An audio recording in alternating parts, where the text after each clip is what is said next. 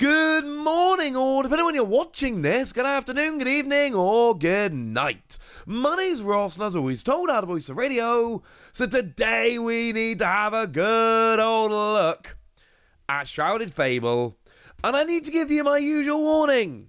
Stop buying singles of Shrouded Fable. The set's been out for a couple of days. This is a terrible time to buy singles, but before you all start yelling at me, both at the screen and in the comment section, obviously this time there is a gigantic exception. Worlds players. If you are playing at the Pokémon Trading Card Game World Championships in a week and a half, in fact less than that, 9 days Worlds kicks off. If you're playing at Worlds in 9 days, you should already have bought your singles. If you haven't bought your singles already and you're a Worlds player, that is not an ideal situation. We all know Fezandipiti is a phenomenal card. There are probably going to be people at Worlds selling Fezandipiti. I don't know how many people, I don't know how easy it's going to be to find, and if you're one of those people looking for a Fezandipiti at the very last minute when you're already in the building at the Pokemon World Championships, you might get rinsed a little bit. So if you're playing at Worlds, obviously buy singles now if you haven't already, which you frankly should have. Alright?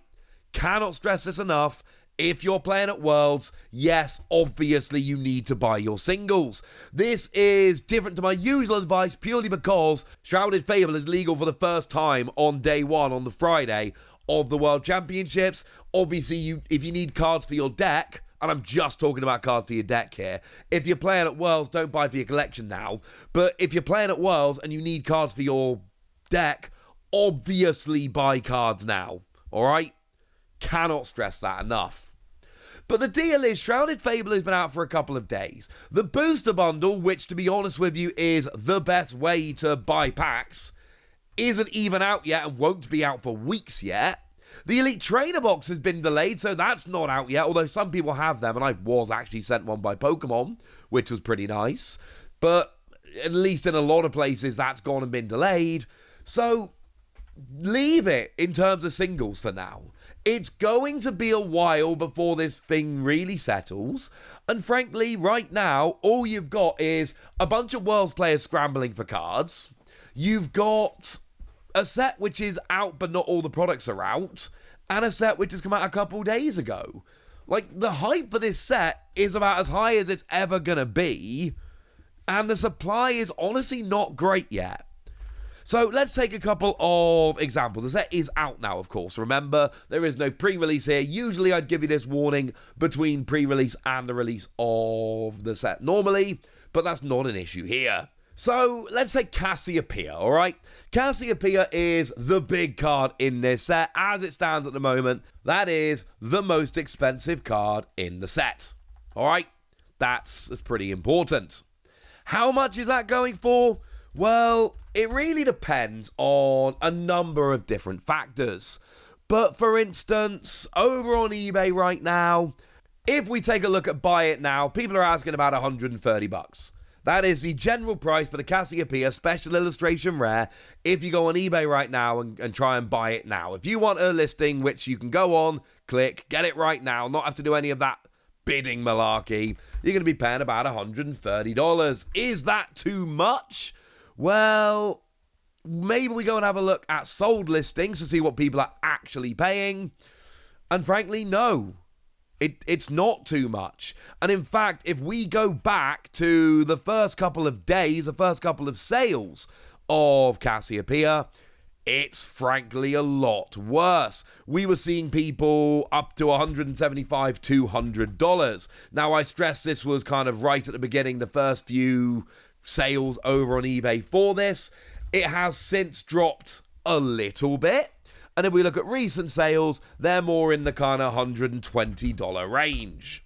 So the $130 buy it now are a little bit high, the buy it now tend to be, but we're still talking about a card which is pretty gosh darn good. And what I'm going to do now is I'm going to compare this to the card I always compare it to. I'm going to compare this to Iono. And what we see with Iono very simply is Yeah, you see, Ino is a $70 card. Well, okay. That is a ridiculously popular character and one of the very best cards in the game that's a staple in like every deck. And you put all that together and it really should be attracting about the maximum possible value. And that's like a $70 card. So why are we expecting Cassiopeia to be 50% higher than that to double that? Why would we expect that to happen? And the answer is we shouldn't. That's kind of absurd. It makes no sense that that would be the case. Nobody should be paying $120 for Cassiopeia right now. That is, frankly, absolutely absurd. And we can do that thing we tend to do where we go and look at the previous set, Twilight Masquerade. I'm talking about specifically here. And we could say that, initially speaking, Perrin was about a $90-ish card. If we go back to the earliest that I've actually got saved on my computer, we look at Perrin and we're talking basically a $95 card, which is clearly far, far, far too high. And if we go and have a look on eBay right now, and we go and have a look at the Perrin Special Illustration Rare, what do we find? Yeah, obviously it's significantly less. We will actually still find some people who are paying $90 odd, but they're basically cherry picking the listings that seem like they're really, really tidy. Whereas you see the ones that are being bid up, they're like $65. Cards like this always come down in price. It is inevitable. And yeah, I've shown you Perrin from a couple days ago because, well, you can find them cheap. If we go back to when the pre-releases happened for Twilight Masquerade, you can't find them cheap. There's no reason for this card to be as expensive as it is, but it's a big new special illustration rare from the set, and therefore it's the one that's super duper hyped. What else is super duper hyped? I mean, I've mentioned this, we might as well mention it quickly now. Fezandipiti. Yeah, there's a special illustration rare of Fezandipiti here, and it is a ridiculous card, because it lets you draw 3 cards if you had a Pokemon code last turn. It's redonkulously playable. But also, this is the best version of it. And what do we see? Well, people are asking $70, $80 for it. That's generally about the asking price right now. We're talking about $70, $80 for a special illustration rare Fezandipiti, which honestly seems a lot, but you can kind of understand it. The thing is, right now, a lot of decks at the World Championships are going to be playing Fezandipiti. Fun little side note, Pokemon are doing that draft competition again. Just pick Fezandipiti, would ya? I don't care which other Pokemon you pick Fezandipiti. I feel like you're going to be feeling pretty good about that. I'm assuming you can pick support Pokemon. I don't think I'm allowed to enter it, so it doesn't really matter. But anyway, that's my tip. The thing is, anyone who wants to make a Worlds deck and really bling it out, they're probably going to want to get this Fezandipiti, which means even more than normal, this is going to be a card with a huge amount of hype. And if we do that thing like we just did, where we go back to the beginning and we look at the first few sales, we look at the early days, people are paying like $100 or more for this card, which is absurd. Absolutely absurd. People should not be paying this, but it's new and it's hyped, and there weren't many of them for sale at the time, so people kind of just went for it. These are going to come down in price. I mean, we could look at other cards which are played in very much a supporting role, but get played in a whole bunch of decks. How about something like Squawkabilly? Now, I'm not necessarily saying Squawkabilly is quite on the same level as Fezandipiti, for instance, but I am telling you that it is a staple that's played in a whole bunch of decks, and a lot of people are kind of playing one of these in their decks. It's great in the early game to discard your hand and draw and all of that. According to TCG Play, it's a $10 card right now. And it's only ever really been as high as like $18 in the past year. And again, you could make an argument that Fezandipiti is a better card than Squawkabilly, and you absolutely could. And you could make an argument that the art is cooler. I think you'd be silly, but art is subjective, so I suppose I can kind of maybe get on board with that. But let's take Gardevoir. Gardevoir's super popular as a Pokemon and has been one of the best decks for a while. And the better of the two in terms of value, and in my opinion, artworks have been two special illustration rares here, is the one from Paldean Fates, which is like a $50 card. And my point here is, we can look at really popular characters, and we can look at really playable cards and really wonderful artworks, and they're not as high as Fezandipiti. There's two things that Fezandipiti has got going for it right now, and that is, essentially, it's very playable, and Worlds is happening 2 weeks after it first comes out, and the set's just come out.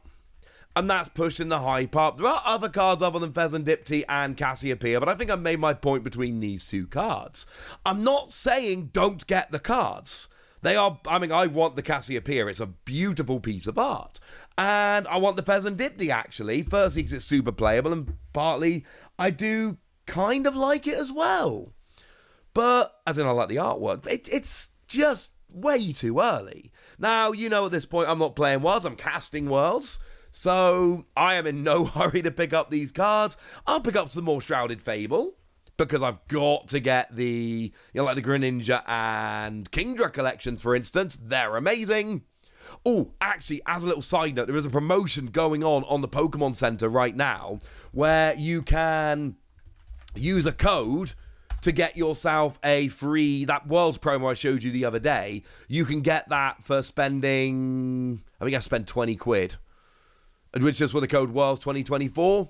So, tip from your old pal Wassy, unlike the Pokemon, and it should be on the US as well, but definitely on the UK, these are expensive enough, the Kingdra and the Greninja collections, that you can get one of them, put in the code, get the promo card. That's definitely the way I'm going to be playing it, and might I suggest that you guys do as well. For now, I think I've told you what you need to know. Hold off on singles, not forever, but for a little while until things settle down. But I want to hear from you guys. What did you pull from Shrouded Fable? What are you excited about in terms of the set? Which cards are on your list? Let me know in the comment section. Get us. Be nice. And then make sure you like this video, subscribe to this channel, follow me on Twitter at Lawasi. That's where we talk about Pokemon and a whole bunch of other card games. And please do consider checking out patreon.com/PTCG Radio, where you can support the channel, get some bonus podcasts, join a Discord, and all kinds of fun things. And of course, get shout-outs on the channel, like the lovely Star of Dav, who's been a supporter of ours for a while now, and is a very lovely person. So shout out to them for the support and the loveliness. But by far the most important thing, as always, look after yourselves till next time, would ya? Thank you very much for watching. My name's Ross, and you've been watching PTCG Radio.